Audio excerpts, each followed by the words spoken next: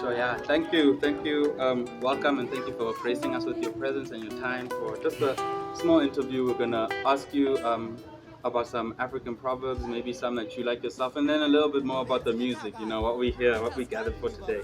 So All we've right. got this phrase or saying for you, and we just want you to have a look and see if what it means to you. Yeah, when kosi ka tsetswe. What what is that? What it's saying, right? Kosi ka tsetswe. I think it means a king is a king based on their lineage. Yeah, I think that's what it means. Yeah, that's it. Yeah. So yeah, that's that of that. Now we're gonna move on to the music. Yeah. Okay.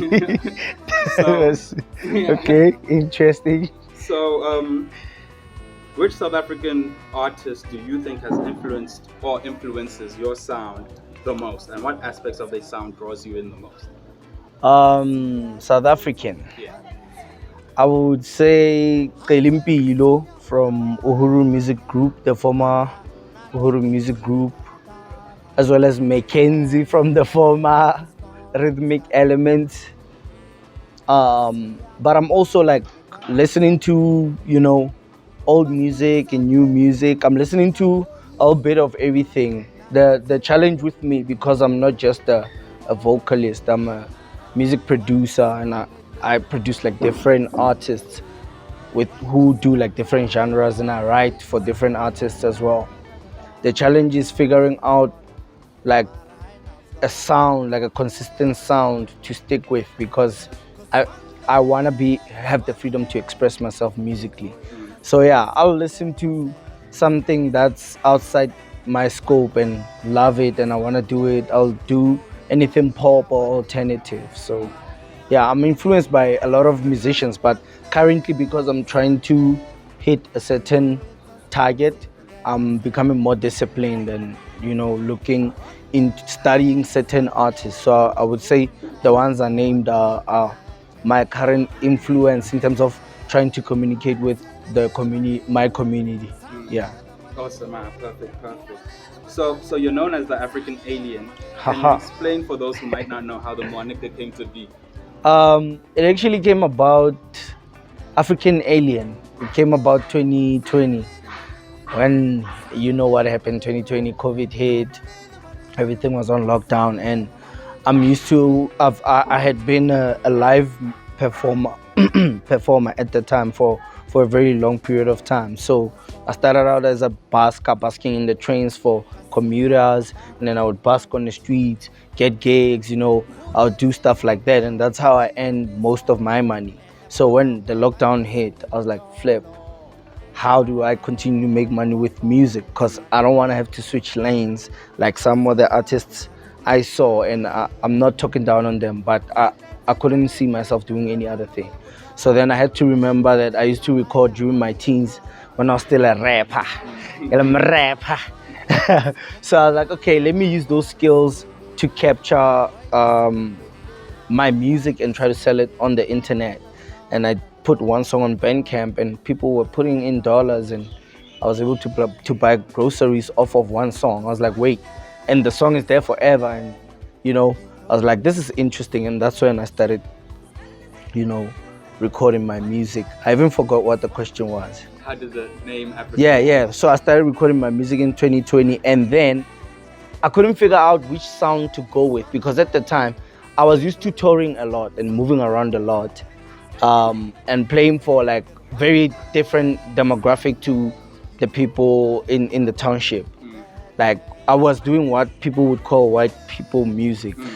People in the township used to say I do white people music, whatever that means. So I had to find a way to communicate with my immediate community, because people were hosting parties, like illegal parties at the time. So they would call me and I would do music, and I would see that the music I'm playing is not resonating. So that's when I was like, you know what, I'm gonna mix different styles of African influences and my current style of music.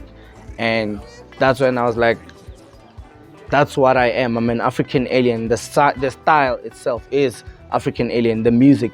But I'm not those guys who are into creating a new genre. It's like, no, that's not a new genre. It sounds like something we've already heard. Just honor the legacy of the genre. But in terms of my brand identity, I see myself as an African alien because I'm also a painter. I'm also, I run a label. I do different things. You know what I mean? I have different ideas that I use to express myself artistically, and I don't want to be boxed in as a Afro pop vocalist or whatever. I might pull up and decide to really focus on my paintings and fuse that with the music and theater, because I have a theater background. So there's a lot of stuff I'd like to do with art, with masks, with design, makeup and fashion, in terms of expressing myself on stage, on music videos. So I'm gonna do a lot of stuff. So calling myself the African alien, I feel like it makes it easy for me to be like, I told you I'm an alien before. So hey, don't be mad at me if I'm changing sounds or I'm doing something, I'm putting too much auto-tune, but I'm a live performer. People become mad at stuff like that. Or I start rapping on a song and they're like, you're a singer, why are you rap? Just let me be. If you don't like it, that's you. I'm expressing myself. So yeah. Don't be afraid when you come through with the multi-talents. I love that. Yeah.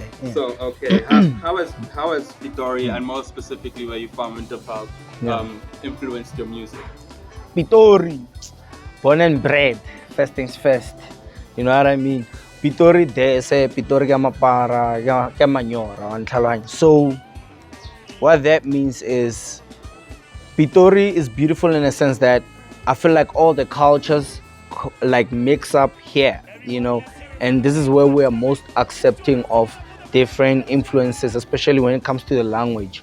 I think it's one of the most free parts of South Africa in terms of ways of thinking, and you see that in how we fuse all languages. Like we have Afrikaans, Zulu, Venda, like we have everything in our languages, in our Pitori language. So I've also been influenced by a lot of, some of the culture we've been influencing and building in the city. Because like I told you, I used to be a basker. So we would work with different people in the city. And because when I was coming into the city, it was back when social market was becoming big. Maitela was doing his thing. There were different movements, student movements. I was at the arts campus, TUT, so it was like being in those spaces influenced the hairstyles. Like you can tell, like Maitele has influenced me, being free in expressing myself, being able to wear crazy colors, and be okay with it, you know what I mean? So Pitori for me is the epitome of, it's like someone took Pitori, like the best parts of South African culture, and put it in a blender. That's Pitori. And then they put all the best artists that came out of that blender, and then blended those artists, and then you get the African alien. Nice.